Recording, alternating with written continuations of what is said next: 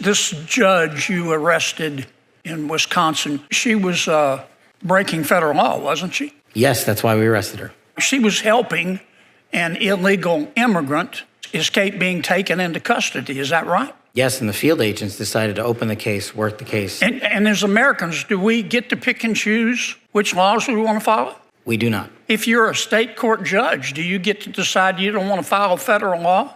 No. If you violate federal law, you get arrested, don't you? Yes, Senator. That's called equal treatment under the law, isn't it? Yes, Senator. You remember Lisa Page and Peter Strzok, don't you? Yes, Senator.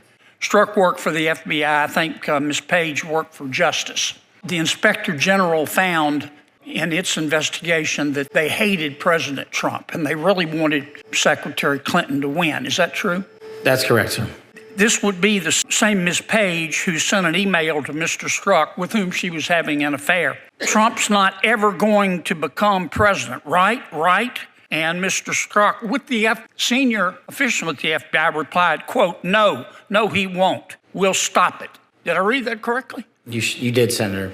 Okay. Ms. Page got quit before she could get fired. Mr. Strzok was fired. Predictably, they filed a lawsuit because in Washington, it's easier to divorce your spouse than it is to fire a federal employee. Why did the FBI give Mr. Strzok $1.2 million and Ms. Page $800,000 to settle a lawsuit? Senator, I do not know that settlement was reached in the prior administration. Who made the decision? The prior Department of Justice. Who in the prior Department of Justice? The settlement for that kind of case can only come from the Attorney General, which would be Attorney General Merrick Garland. So the Attorney General decided to give Mr. Strzok $1.2 million and Ms. Page $800,000 after they were fired after actively interfering in the 2016 election. Is that right? My understanding is that was a settlement they agreed to. Pass me the sick bucket, please. The Hunter Biden laptop.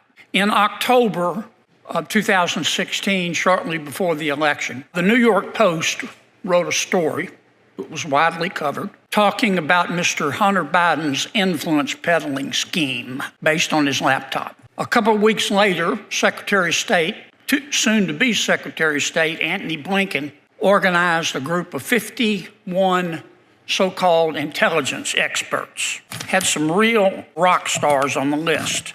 Jim Clapper, John Brennan, Michael Hayden, Leon Panetta, and they said, oh, no, the story in the New York Post is not true. It's based on Russian disinformation. You remember that? I do, Senator, as the lead investigator for Russiagate for the House Intel Committee. Yeah. The FBI had the laptop for 10 months, hadn't they? They did, Senator. So the FBI knew right before the election that it wasn't Russian disinformation, didn't they? And that was confirmed by the Inspector General's report. Yeah. Who at the FBI refused to let the FBI tell the American people the truth? I don't have that name in front of me, sir. Well, would you look? I will, sir. I'd like to know. I'd like a name, not a division. I'd like the name.